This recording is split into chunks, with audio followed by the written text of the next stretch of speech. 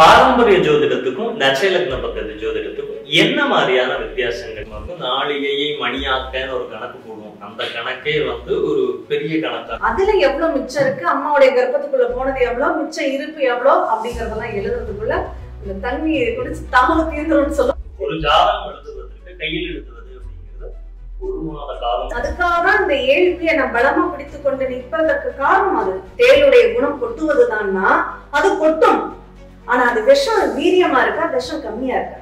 எப்பெல்லாம் அவங்க தொழில் நடக்காதுன்னு சொல்லி குறிச்சு கொடுக்குறாங்களோ அந்த டைம்ல தான் ரொம்ப பீக்ல போயிட்டு இன்னைக்கு பாதகத்தை செய்யக்கூடிய கிரகமே நாளைக்கு யோகத்தை செய்யும் அப்படிங்கறது தான் இதனுடைய நிகழ்வு. என்ன நான் மாத்திக்கணும், என்னை நான் புரிந்து கொள்ளணும் அப்படிங்கிறவங்களுக்கு ஏற்று உங்களுக்கு 100% பலன். ஸ்ரீ குருப்யோ நமஹ. நான் உங்கள் அக்ஷய லக்ன பத்ததி ஜோதிடர் ஸ்ரீ குரு சிம்மம் ரங்கநாதன் கோவையிலிருந்து.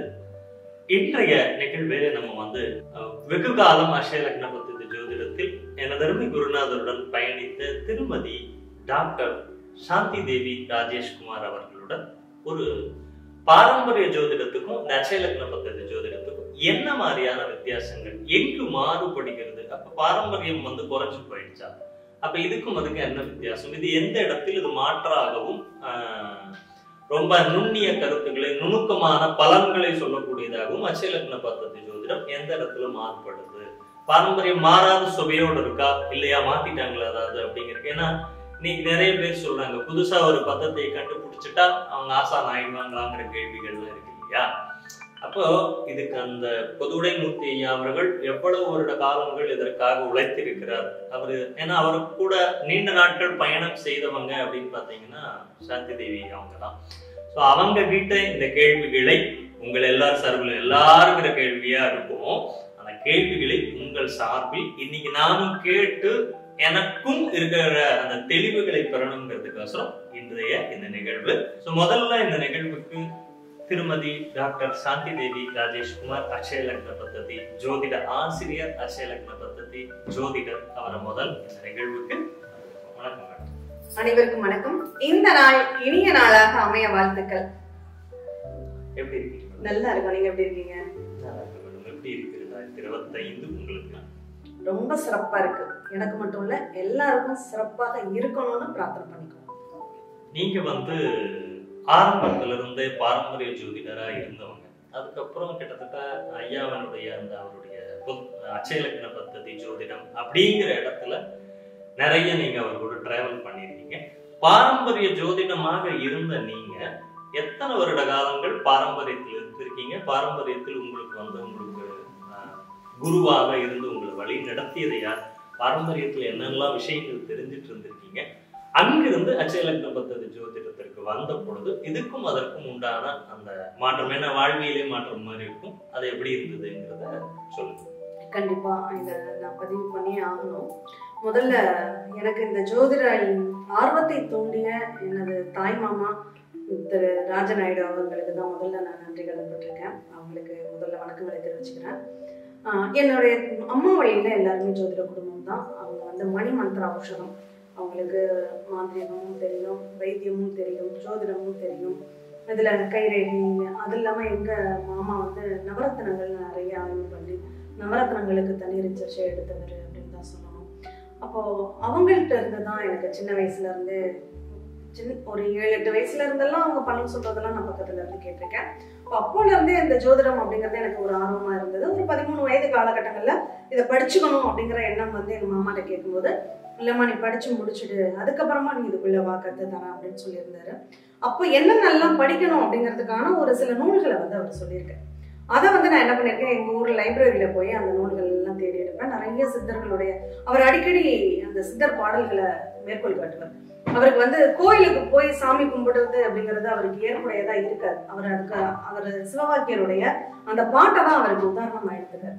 செப்பிலும் தரவிலும் சிவன் இருப்பான் என்கிறீர், உன்பதம் அறிந்த நீர் உண்மை நீர் அறிந்த பின் சிவபதம் அடைந்த நார் ஆடல் பாடல் ஒன்றுள்ளேன்னு அந்த ஒரு வாசகம் இருக்கும். அதே மாதிரி கருங்கல்லும் செங்கல்லும் சிவந்த ஜாதி லிங்கம்னு சொல்லிட்டு அதுல ஒரு சிவவாக்கியருடைய பாடல். ஓசை உள்ள கல்லை நீர் உடைத்து 2ஆய் செய்துமே வாசலில் பதித்த கல்லை மழுங்கவே மிதிக்கிறேன், பூசணைக்கு வைத்த கல்லில் பூவும் நீரும் சாத்திரீர், ஈசனுக்கு உகந்த கல் எந்த கல் சொல்லுமே. ஏன்னா சின்னதுல இருந்து எனக்கு கோயிலுக்கு போறதெல்லாம் எனக்கு ரொம்ப இஷ்டம். நிறைய பிரதோஷ விரதங்கள் இருந்திருக்கேன். எங்க ஊர்ல அம்மன் கோவில் ரொம்ப விசேஷமான ஒரு அம்மன் கோயில், கொன்னையூர் முத்துமாரியம்மன் கோவில்ங்கிறது ரொம்ப விசேஷம். இப்போ அவங்கெல்லாம் சின்ன வயசுல இருந்தே நான் அதிகமா போவேன், பிரதோஷ விரதங்கள் இருப்பேன். அப்போ நான் போறதை பார்த்து எப்போ ஏதாவது கேட்டாருன்னா நான் கோவில்ல இருக்கேன் சொன்னேன்னா அப்போ இந்த பாட்டா சொல்லுவார், இப்போ எங்க சிவன் இருக்கான்னு சொல்லு. ஒரு கல்லை வந்து தேர்ந்தெடுக்கிறாங்க, ஒரு நல்ல சிற்பி தேர்ந்தெடுக்கிறாரு, அந்த கல்லை சிலை செய்வதற்காக உடைக்கிறாரு, அதுல விட்டு விழுந்த கல்லை தேய்ச்சி வாசல்ல பதிச்சுறாரு, நல்ல சைஸா விழுந்த கல்லை ஓசை வருதான்னு தட்டி தான் செலக்ட் பண்ணுவாங்க. அதை வந்து சிலையா செய்து கோயில்ல வச்சிடுறாங்க. இப்ப எந்த கல்லுல ஜீவன் இருக்க சொல்லு, இதை மிதிச்சுட்டு போய் தானே அதை சாமி கும்பிடுறேன்னு அப்போ எனக்கு உள்ள அந்த மாதிரி நிகழ்வுகளை புகுத்துவாரு. நான் அதெல்லாம் எனக்கு கேட்க மாட்டேன். எனக்கு வந்து தெய்வத்தை கும்பிடுறதும் கோயிலுக்கு போறதும் எனக்கு ஒரு இஷ்டமான ஒரு செயல் அப்படின்னு சொல்லுவாங்க.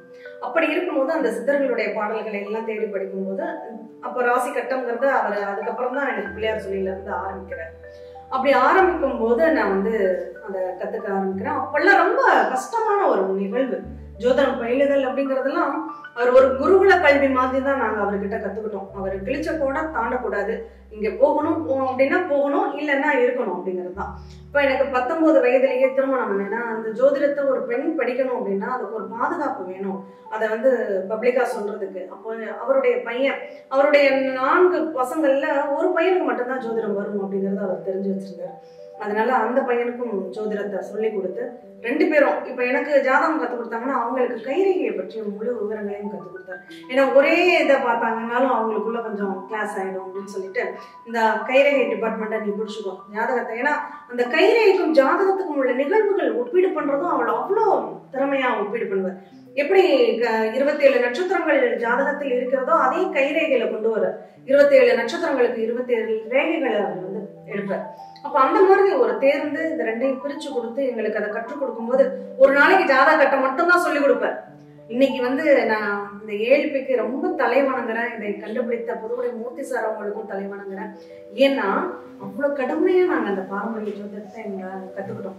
ஒரு ராசி கட்டம் மட்டும்தான் அன்னைக்கு ஒரு நாள் பாடம் எனக்கு, இதை படிமா அப்படிம்ப அதை படிச்சிடுவோம். ஏன்னா சின்ன வயசுங்கிறதுனால சீக்கிரம் அப்சர்வ் ஆயிரும், நல்லா படிச்சிடுவோம். நான் படிச்சுட்டேன் மாமா அடுத்து சொல்லி கொடுங்கன்னா இன்னைக்கு இது மட்டும்தான். நான் தூக்கத்துல எழுப்பி கேட்டா கூட இந்த கட்டம் உன் கண்ணுக்குள்ள இருக்கணும், எந்தெந்த கிரகம் எந்த வீடு யாருக்கு உடையது அப்படிங்கிறது உன் கண்ணுக்குள்ள இருக்கணும், இதை மட்டும்தான் நீ இன்னைக்கு குரு போடணும், இதை படி அப்படின்னு சொல்லிடுவாரு. அப்ப மறுநாள் கொடுப்போம். அந்த கிரகங்கள் மட்டும் 9 கொடுப்பாரு. 9 ஈஸியா மனப்பாடம் ஆயிடும், 2 தடவை சொன்னாலே மனப்பாடம் ஆயிடும். நான் படிச்சுட்டேன் மாமா எனக்கு அடுத்தது கொடுங்க. அப்போ அத வந்து என்ன சொல்லுவாங்க, எனக்கு பைய தின்னா பணமாத்தையும் திங்கலாம் அப்படின்னு சொல்லுவார். அப்போ நீ ஏன் அவசரப்படாத, பொறுமையா இருன்னு. எனக்கு ஒரு 2 வருட காலகட்டங்கள் அடிப்படையை மட்டும் எனக்கு அவர் கத்துக் கொடுத்தாரு அப்படின்னு தான் சொல்லணும். அப்ப அந்த அடிப்படை கத்துக்கும் போது எல்லாமே பாட்டாதான். அவங்க வந்து ஓனாவே ஒரு நல்ல கவித்துவம் மிக்க ஒரு புலவர் மாதிரி எல்லாமே பாடல் வரிகளாக புலிப்பாளி பாட்டெல்லாம் இருக்கும். அந்த பாட்டெல்லாம் அவரே மாத்தி அமைச்சு எழுதுவார்.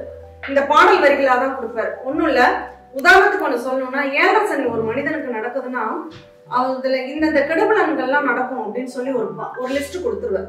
அது பாடல் வரிகளா தான் இருக்கும். பாரப்பா 7 சனியின் பழமகனை சொல்ல கேளு, பல தொழிலும் கட்டுவிடும் பணத்துக்கோ திண்டாட்டம், பாடுபட்டு சேர்த்த பணம் பல வழியில் விரயமாகி பஞ்சனைகள் துயின்ற மகன் பாய் தேடி அலைவானப்பா, பால் சோறு உண்ட மகன் பழைய பொருள் தேடிடுவான், கைத்தொழிலும் கட்டுவிடும் கடன்காரர் வைத்து நிற்பார், கயவன் என்ற பெயரும் வரும், கட்டியவள் கலகம் செய்வாள் கடிமனையில் போர்க்களமான்னு சொல்லும் போது கேட்க வந்தவங்க புலப்புலன்னு கண்ணீர் விட்டுருவாங்க. அவங்க வாழ்க்கையில அவ்வளவு கஷ்டங்களையும் அந்த பாட்டு அப்படி தோடு உரிச்சு காட்டுற மாதிரி இருக்கும். இதுதான் எங்களுக்கு மூலமாக அவர் கொடுத்தது. இந்த மாதிரி எந்த ஒரு நிகழ்வாக, வாஸ்துவாக இருக்கட்டும், நியூமராலஜியாக இருக்கட்டும், எல்லாத்துலயுமே அந்த பாடல் வரிகளாக தான் அவர் கொடுப்பார். கணவன் மனைவி பிரச்சனையா, அதுக்கு ஒரே ஒரு பாட்டு வள்ளுவர் மேற்கோள் எடுத்துப்பார். இல்லதன் இல்லவள் மாண்பானால் உள்ளதன் இல்லவள் மானாக்கடை. இந்த 2 பேரும் பொம்பளைங்க தான் பொறுத்து போகணும் அப்படிங்கறத ஈஸியா அவர் சொல்லிடுவார். அந்த மாதிரி எல்லாம் இருந்து புகுத்தி வந்ததுனால வேற எந்த ஒரு நிகழ்வுகள்லயுமே நாங்க போனதில்லை, பார்த்ததில்லை. ஆனா இந்த படிச்சு முடிச்சுட்டு ஒரு ஆபீஸ் போட்டதுக்கு அப்புறம் இது பத்தல, இன்னும் வேணும் அப்படிங்கிற ஒரு தேடல் அதிகமாச்சு. ஏன்னா கண்டிப்பா, ஆமா கண்டிப்பா. எப்படி சார் உங்களை தேடி வந்து உங்க கூட இது பண்ணாரா, இல்ல உங்களுக்கும் அவருக்குமான அந்த முதல் சந்திப்பு பிரபஞ்சம் தான் அதுக்கான வாய்ப்பை உருவாக்கி கொடுத்துச்சுன்னு சொல்லணும். இன்னொரு ஜோதிட நண்பர் மூலியமா சார் அறிமுகமானாங்க. அப்போ இந்த ஜோதிடர்கள்னு பார்க்கும்போது என் இனமப்பா நீ அப்படிங்கிற மாதிரி அந்த ஜோதிடர் அப்படின்னாவே நமக்கு அப்பெல்லாம் அதை பத்தியே பேசுறதுக்கு பழகிறதுக்கு ரொம்ப பிடிக்கும்.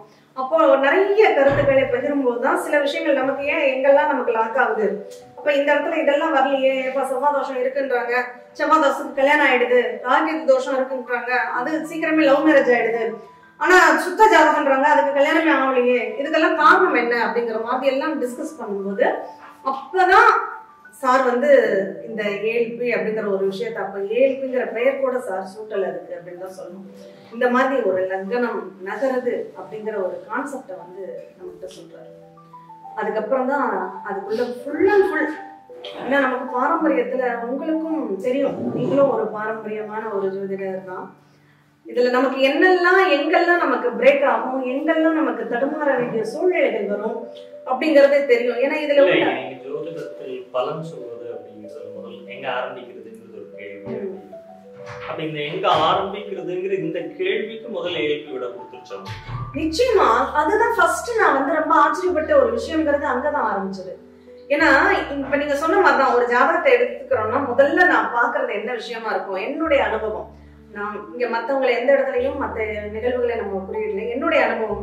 முதல்ல லக்னம் என்னன்னு பார்த்தோம், கிரகங்களுடைய நிலைகள் எப்படி இருக்குன்னு பார்த்தோம், அடுத்து ஏழரை சனி இருக்கா, அஷ்டம சனி இருக்கா, ராகுகேது இருக்கா, குரு இருக்கா, ஏன்னா அந்த பயிற்சிகளை தான் முதல்ல நம்ம வந்து மென்ஷன் பண்ணிப்போம். இது எந்தெந்த இடத்துல இருக்கு, அவங்களுடைய ராசிக்கு லக்னத்துக்கு ராசிக்கு தான் ஃபர்ஸ்ட் எடுத்துப்போம்.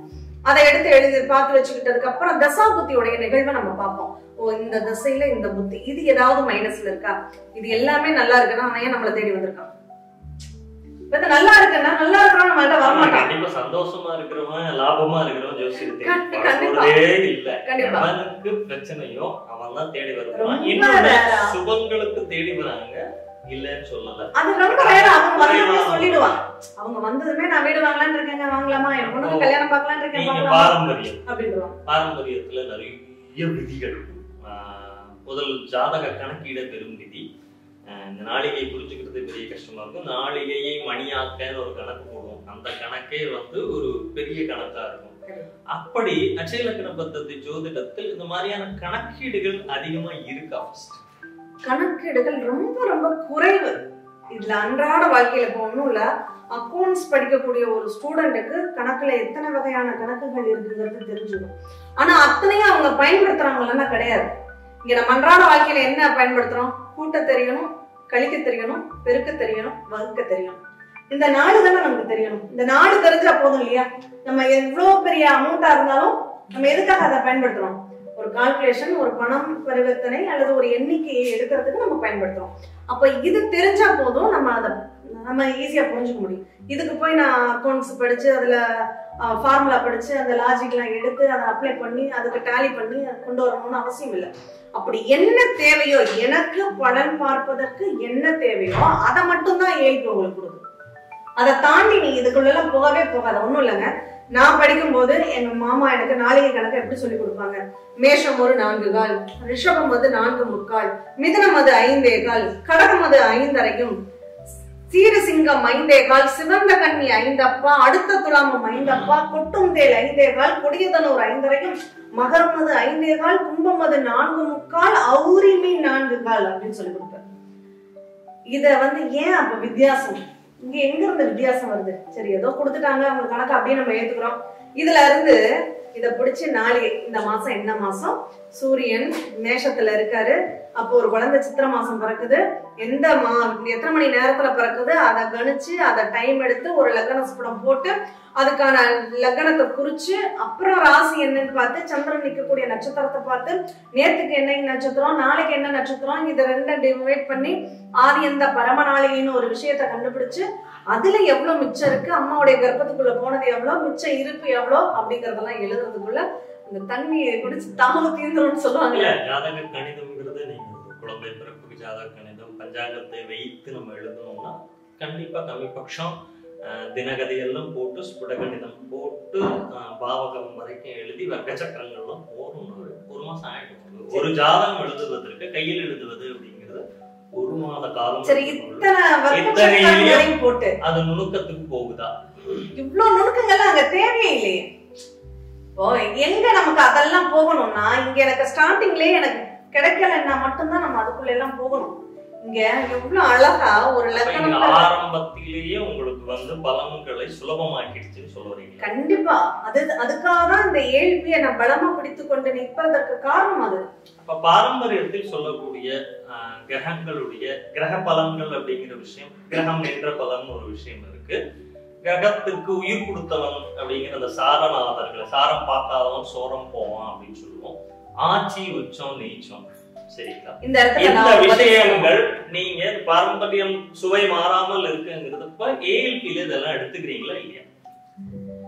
இந்த ஆட்சி, உச்சம், நீச்சம், சாரம், சாரநாதன் இது எல்லாமே அடிப்படை மாணவர்களுக்கு தேவையும் இல்லை, அதை பார்க்கணுங்கிற அவசியமும் இல்லை. இதெல்லாம் எனக்கு தெரிஞ்சாதான் நான் பலன் சொல்ல முடியும் அப்படிங்கிற கான்செப்டும் கிடையாது.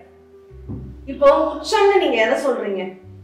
கிரகங்கள் நின்ற ராசிகளை வச்சு சொல்ற. இப்ப மேச ராசியில சூரியன், ஏதாவது ஒரு உதாரணம் சொல்லுங்க. உதாரணம், இப்ப மேச ராசியில் 10 டிகிரியில் சூரியன் உச்சம். உச்சம் அதை எப்படி தெரிஞ்சுக்கிறீங்க? பஞ்சாங்கத்தை வச்சோ அல்லது ஏதோ ஒரு ஆப் மூலம். பஞ்சாங்க ஆப் எல்லாம் எதுவுமே இல்ல. சூரியன் உச்சம்னு எதை தெரிஞ்சுக்கலாம்? மேஷத்துல சூரியன் இருக்கும் போது அந்த மாசம் சித்திரை மாசம் அனல் அடிக்கும், கொளுத்தும், வெயில் அவ்வளோ தகிக்கும். அப்ப அங்க சூரியன் உச்சம்னு நம்மளால புரிஞ்சுக்க முடியுதா? இதே சூரியன் நீச்சம்னு எப்படி எடுத்துக்கலாம்? ஐப்பசியில துலா மாசம் ஆரம்பிச்சதுன்னா மழை காலமாக கார்காலமாக ஆரம்பிச்சது நீச்சம். மேகமூட்டம் எல்லாம் மூடிக்கும், சூரிய வெளிச்சத்தை நம்ம நேரடியா நம்ம உடம்பு உணர்த்தாது, உணர்ந்து கொள்ள. இப்போ வெயில் அடிக்குது ஆனா இங்க நமக்கு குளிர் உணரல, அப்போ நமக்கு அது உணர்த்தாது. இதை நீச்சம்னு சொல்றோம். அதுக்காக சூரியன் வலுவே இல்ல, சூரியனுடைய வெளிச்சமே இல்லைன்னு சொல்ல முடியுமா? வெளிச்சம் இருக்கா இல்லையா? அப்போ சார் என்ன சொல்றாங்க, உச்சமா இருந்தாலும் நீச்சமா இருந்தாலும் அந்த சூரியனுடைய வெளிச்சம்னு ஒண்ணு இருக்குல்ல, அப்ப அவர் எங்க பலவீனம் ஆகுறார்? அவருடைய உக்கிரத்தை வேணா கூட்டலாம் குறைக்கலாமே தவிர அவருடைய செயல்பாடுங்கிறது நடந்துகிட்டு தானே இருக்கு. அங்க அவர் மாறல இல்லையா? அப்ப அவர் தன்னிலை மாறாமல் தானே அங்க பயணிக்கிறார். அப்படி இருக்கும்போது ஏன் நீச்சம்னா ஆக ஒண்ணுமே பலன் தராது, உச்சம்னா ஓகோன்னு பலன் தரும் ஏன் சொல்லணும்? இல்ல, அது தவறான புரிதலா அப்படிங்கிறது. உச்சம் அப்படிங்கிறதுக்கும் நீச்சம்ங்கிறதுக்கும் பலன்கள் இல்லையா? இங்க பலன்களே எடுக்க வேண்டாங்கிறதா நிலை.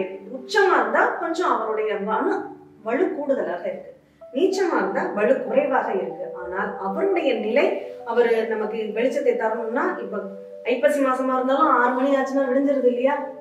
கொஞ்சம் லேட்டா வேணா நம்ம அதை உணர முடியும், 6:30 மணி 7 மணிக்கு விடியுதுன்னு எடுத்துக்கலாம். அப்ப இவங்களுடைய செயல்பாடுகளுடைய வீரியம்ங்கிறது கொஞ்சம் குறையலாமே தவிர அவருக்கு கொடுக்கப்பட்ட வேலையை அவர் செய்வார் இல்லையா? அப்ப அந்த வெளிச்சம்ங்கிறது நமக்கு கிடைச்சிக்கிட்டு தானே இருக்கு. அப்ப இந்த ஜோதிடத்துல அந்த உச்ச நீச்சம் தேவையில்லை அப்படிங்கிற மாதிரி எந்த இடத்துல பார்க்கணுங்கிறதா இங்க நிகழ்வு. தேவை இல்லை அப்படிங்கறதுனால அதுக்காக நம்ம பாரம்பரியத்துல நம்ம கொடுத்தவர்களே நம்ம எந்த விதத்துல ஏன் கணக்கெடுக்கணும்னு கொடுத்துருக்காங்க.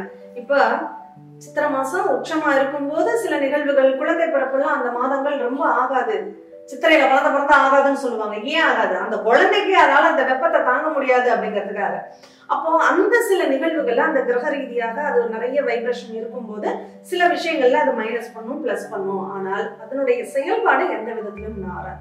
ஒரு நிறம், தேளுடைய குணம் கொட்டுவதுதான்னா அது கொட்டும், ஆனா அது விஷம் வீரியமா இருக்கா விஷம் கம்மியா இருக்கா அப்படிங்கறதா அந்த உச்சம் நீச்சம்னு பிரிச்சுக்கிறோமே தவிர அதனுடைய குணம் எந்த விதத்திலையும் மாறாதுங்கிறதான் இங்க விஷயமே. அப்ப ஏன் நம்ம உச்சத்தையும் நீச்சத்தையும் பெருசா நம்ம கணக்குல எடுத்துக்கணும்? வேண்டாம், எடுத்துக்காத. அவர் உச்சமா இருந்தாலும் நீச்சமா இருந்தாலும் அவருடைய செயல்பாட அவர் அந்த இடத்துல இருந்து செய்வார். அடுத்தது இருக்கக்கூடியது சுபத்துவம் பாபத்துவம் ஒரு விஷயம். இன்னொன்னு பாத்தீங்கன்னா மாரகாதிபதி பாதகாதிபதி. இப்ப சரராசிக்கு ஒரு விதிகள், சரராசிக்கு மாரகாதிபதி பாதகாதிபதி வேற விதமா வருவாங்க. ஸ்திர ராசிக்கு பாதகாதிபதி மாரகாதிபதி வேற எடுக்கிறது. 9ஆம் இடம் பாக்கியஸ்தானம் சொல்லக்கூடியதையே ஜோதிடம் என்ன சொல்லுது? பாதகஸ்தானம் சொல்லுது. இதே சரலக்னத்துக்கு 11 லாபஸ்தானம், திருப்தி, சந்தோஷம்ங்கிற அந்த இடத்தை சரலக்னத்துக்கு பாதகஸ்தானமாகும், 2 7 மாரகஸ்தானமாகும். இதே உபய லக்னம் சொல்லக்கூடிய மிதுனம் கன்னி இந்த உபய ராசிகளுக்கு எல்லாம் 7ஆம் இடமே பாதகம்னா இப்ப வர பொண்டாட்டியே பாதகம்னு மாறிடுமாங்கிற ஒரு கேள்வியோட. பட் இந்த மாரகம், பாதகம், சுபத்துவம், பாபத்துவம் இந்த விஷயங்களை எல்லாம் ஏஎல்பில நீங்க எப்படி பாக்குறீங்க? அதை எடுத்துக்கிறதே இல்லையா? எடுத்துக்கிறதே கிடையாதுங்கிறதா இங்க முக்கியமான நிகழ்ச்சி. பாரம்பரியம் மாறாதது அப்படிங்கறதா இங்க பாரம்பரியம் மாறாத சுவையுடன்ங்கிறப்போ இங்க ஏன் அதை எடுத்துக்கிறது இல்ல? பாரம்பரியம் மாறாத சுவைதான். என்ன எடுத்துக்கிறோம்? சரளகணம்னா சரளகணம் தான்.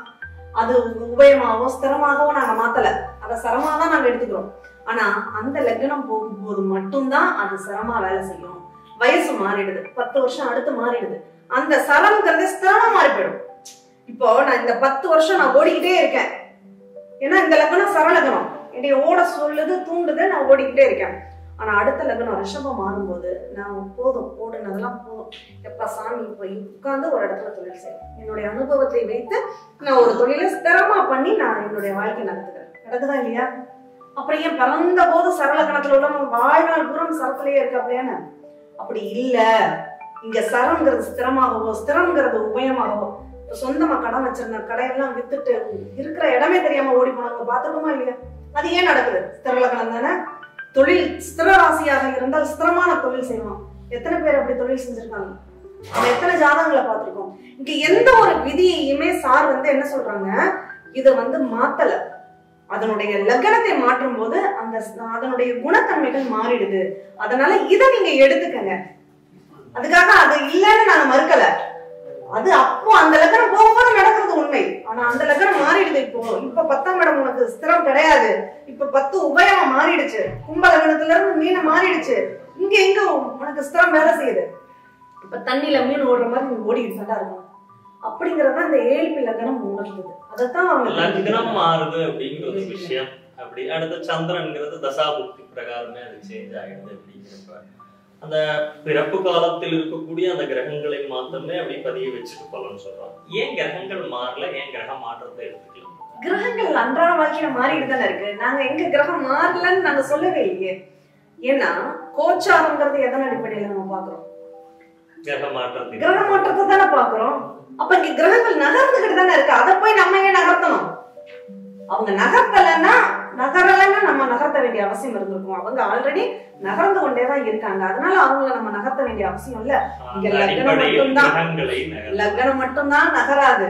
அதனால நம்ம லக்னத்தை நகர்த்தி ஆகணும் அப்படிங்கிறதுக்காக தான் லக்னத்தை மட்டும் நகர்த்தாங்க. அடுத்தது இன்னொன்னு திதி சூன்யம், முடக்கு ராசி, லாடம் இப்படின்னு 3 விஷயங்களை பாரம்பரியம் சொல்லுது. திதி சூன்யம் அப்படிங்கிறது அது உனக்கு பாவம் சூன்யம் ஆயிடுச்சு அவ்வளவுதான், ஒண்ணுமே அது கிடைக்கவே கிடைக்காது. அது சூன்யம் தான். ஏன்னா சூன்யம்னு 0 தானே.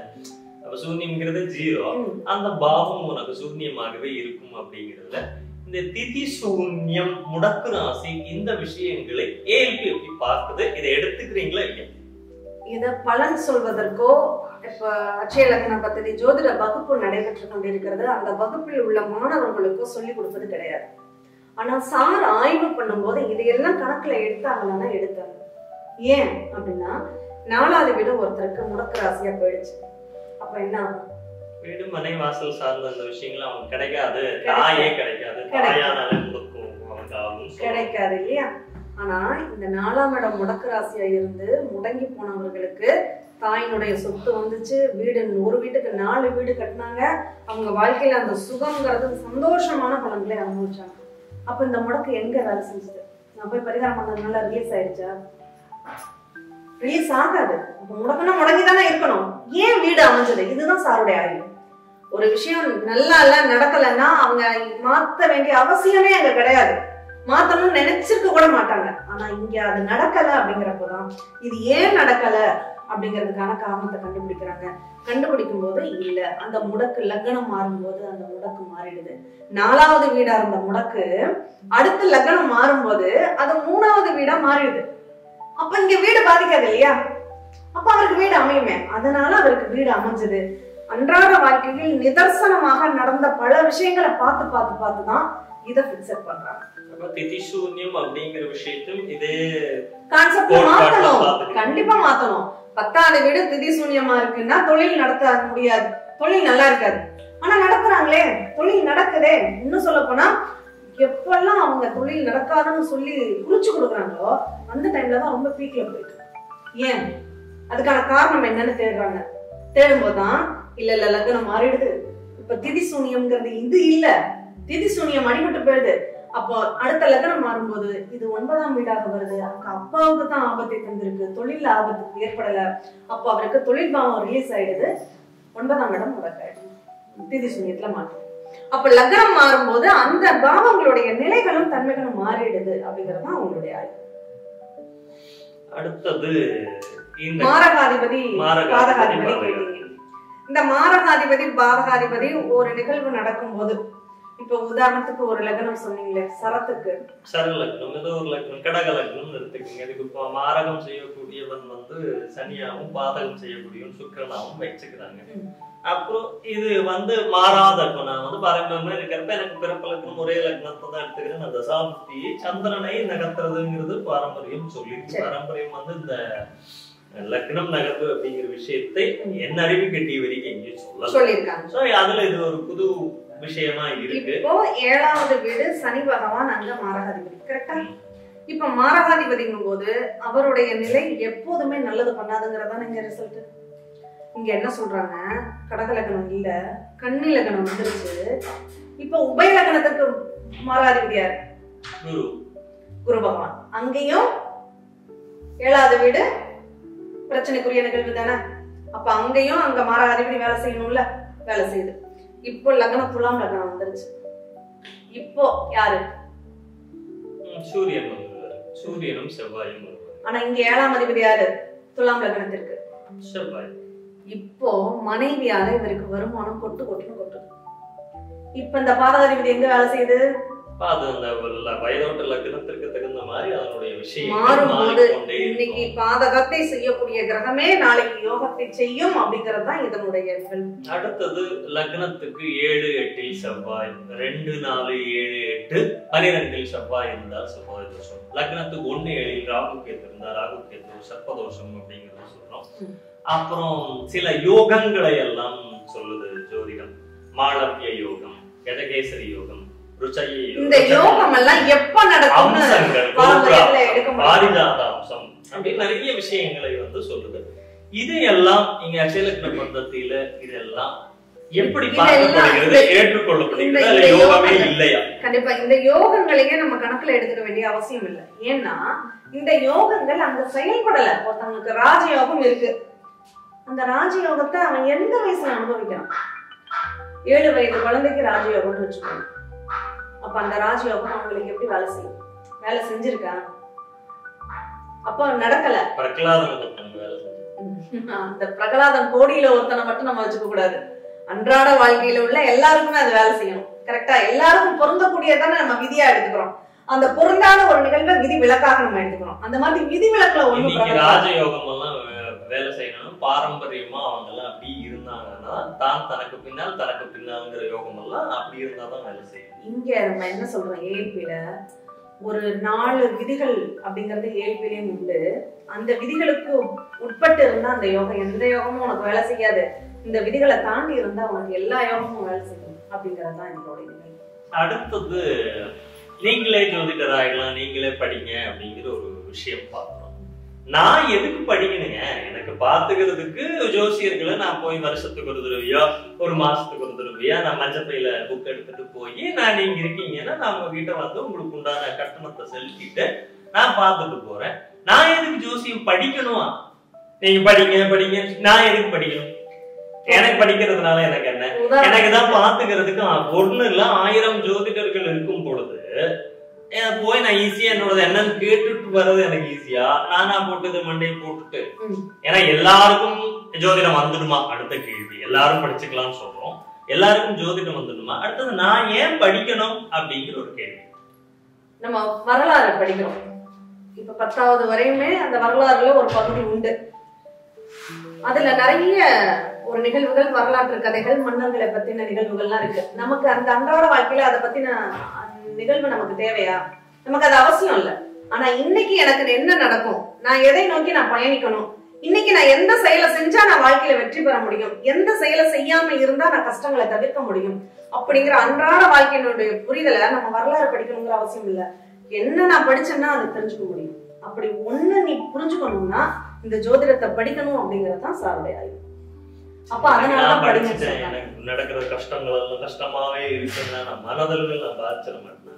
இப்ப ஒண்ணும் இல்ல, ஒரு பஸ்ல போறோம் இல்ல விமானத்துல போறோம்னு வச்சுக்கோங்க. இந்த விமான விபத்துக்கு என்னைக்காவது ஒரு நாளைக்கு விபத்துக்கு உள்ளாகும். அது எப்போதுமே விமான விபத்து ஆயிடும், நான் விமானத்திலேயே போக மாட்டேன்னு சொல்ல முடியுமா? அப்படி நிறைய பேர் இருக்காங்க. அது அப்படி நினைச்சுக்கிட்டே இருக்கிறவங்களுக்கு மாற்றம் என்ன நான் மாத்திக்கணும், என்னை நான் புரிந்து கொள்ளணும் அப்படிங்கிறவங்களுக்கு இயல்பு உங்களுக்கு 100% பலன்கள். படிக்கணும் நீங்க தான் சொல்லிடுவீங்களே, உங்களுக்கு இந்த காலகட்டங்கள் 10 வருஷத்துக்கு பாக்குறோம்னு சொல்லிருக்கீங்க. 10 வருஷம் உனக்கு இப்படி நடக்கும் இப்படி நடக்கும் எனக்கு ஒரு 10 வருஷத்துக்கு வெளிக்காட்டிருக்கீங்க. 10 வருஷத்துக்கு ஒரு தடவை வந்து உங்களுக்கு ஃபீஸ் கொடுத்து தான் பார்த்துட்டா போதும். ஒரு விளக்கம் சொல்றேன். இப்போ நீங்க ஜாதகத்தை எடுத்துட்டு இன்னைக்கு வர்றீங்க, உங்களுக்கு ஜாதகத்தை பார்த்தாச்சு. இன்னைக்கு வந்து இந்த வருடம் 1 வருஷம் 1 மாதம் 10 நாள்ங்கிறது அதிகபட்சமா நம்ம ஏஐயோட கால்குலேஷன். அந்த லக்ன புள்ளி நகரக்கூடிய கால அளவுன்னு வச்சுக்கோங்க. இந்த 1 வருஷம் உங்களுக்கு எப்படி இருக்கும், உங்களுடைய செயல்களுடைய விளைவுகள் எப்படி இருக்கும், உங்களுக்கு வீடு எப்படி இருக்கும், சொத்து எப்படி இருக்கும், அம்மா எப்படி இருப்பாங்க, சுற்றுகள் எப்படி இருக்குங்கிறத அந்த 1 வருஷத்துக்கு பலன்களை சொல்லிடணும். நாளைக்கு நீங்க ஒரு இடத்துக்கு போறீங்க, இது உதாரணத்துக்காக தான். ஒரு காலில் அடிபட்டுருச்சு, நீங்க இப்ப என்ன நினைப்பீங்க? நீங்க சொன்ன பலன் தப்புன்னு சொல்லுவேன், இவங்களுக்கு பார்க்க தெரியலன்னு சொல்லுவேன். இல்லன்னு இன்னொரு ஜோசியரை தெரியும், நீங்க நல்லா சொல்லலன்னு சொல்லிட்டு இன்னொரு ஜோசியர்கிட்ட நல்லா சொல்றவர் யாருன்னு போய் திருப்பி கேட்டுக்கிறேன். இப்போ இந்த நான் படிக்கிறதுனால இதை நான் தெரிஞ்சுட்டுருவேனா? கண்டிப்பா தெரிஞ்சுக்க முடியும்னு தான் நாங்க சொல்றோம். கண்டிப்பாக எனக்கு அடிபட போகுது, எனக்கு அடிபட போகுதுங்கிறது நானே கண்டிப்பா முடியும். ஏன்னா சந்திரன் தினம் தினம் நகருது இல்லையா? அந்த சந்திரன் தினம் தினம் நகரும் போது கிரகங்கள் தினமும் நகர்ந்து கொண்டே இருக்குங்கிறத நம்ம புரிஞ்சுக்கணும். அதை விட்டு 1 வருஷம் வரையும் நான் பலன் பார்த்துட்டேன், 1 வருஷத்துக்கு சூப்பரா இருக்குன்னு சொல்லியிருக்காங்கன்னு நான் இன்னைக்கு அடிபடுறேன், கீழே விழுகிறேன், வலிக்கு விழுகிறேன்னா அதற்கு தினமும் நகரக்கூடிய அந்த கிரகம் காரணமாக இருக்கு. அப்ப அதை போய் நான் தினமும் 365 நாளும் நான் லிஸ்ட் போட்டு உங்கள்கிட்ட கொடுக்க முடியுமா? அதுக்குதான் உங்க வீட்டு வரோம். அந்த அளவுக்கு எங்களுக்கு தட்சணை கொடுங்க. அது நடைமுறைக்கு சாத்தியம் இல்லாத